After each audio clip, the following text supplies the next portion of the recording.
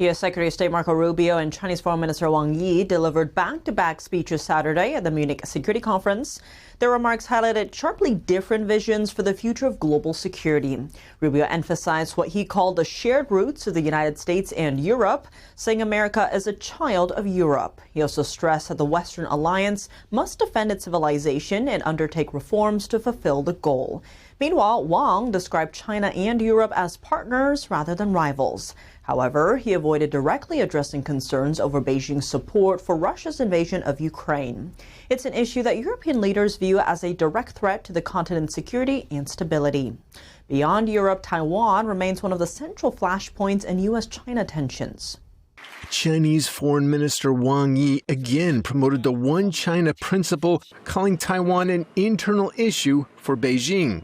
He also escalated tensions with Japan, accusing its stance on Taiwan of signaling militaristic revival. Last year, Japan's prime minister suggested Japan might intervene militarily if China attacked Taiwan. In response, Japan's foreign minister and chief cabinet secretary condemned Wang's comments, calling them factually incorrect and without basis. Meanwhile, Japan's ruling party scored an historic victory in last week's parliamentary elections, signaling strong support for its stance on regional security. Taiwan's foreign minister also fired back at Wang, accusing him of distorting international opinion and condemning China's military provocations as a threat to regional stability. According to intelligence reports, Xi Jinping has ordered China's military to be ready to take Taiwan by 2027, if necessary, while countering any U.S. military response. When a dictator says he's preparing to do something dangerous, all of us must take him at his word. That reality makes 2026 an important year, one in which we must prepare at home and abroad for all scenarios, using all available tools of our national power. The goal is simple: to ensure Beijing never decides that aggression against Taiwan would be fast, cheap, or successful.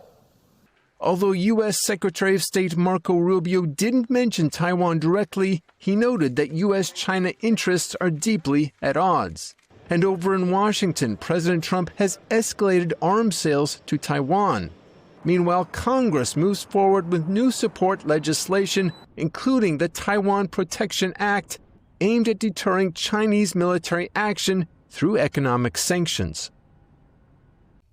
President Trump recently announced that he plans to visit China in early April. Addressing expectations for a potential summit, Rubio emphasized what he called the responsibility to manage and stabilize the relationship between the world's two largest economies. Because we're two large countries with huge global interests, our national interests will often not align.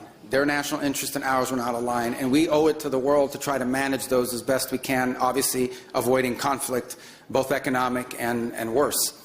On areas in which our interests are aligned, I think we can work together to make positive impact on the world, and we seek opportunities to do that with them. But we have to have a relationship with China, and many of the countries represented here today are going to have a relationship with China, always understanding that nothing that we agree to could come at the expense of our national interest. And frankly, we expect China to act in their national interest, as we expect every nation state to act in their national interest. And the goal of diplomacy is to try to navigate those times in which our national interests come into conflict with one another, always hoping to do it peacefully. Chinese Foreign Minister Wang Yi's remarks underscore the high stakes surrounding Taiwan and the broader direction of U.S.-China ties. Wang said if the U.S. chooses to move toward China, the two countries can move toward cooperation. But he warned that if Washington pushes to decouple from Beijing or crosses China's so-called red lines on Taiwan, the relationship would slide into confrontation. Despite their sharply different visions, observers see the ministers' follow-up meeting as laying the groundwork for a possible April summit between Trump and Xi.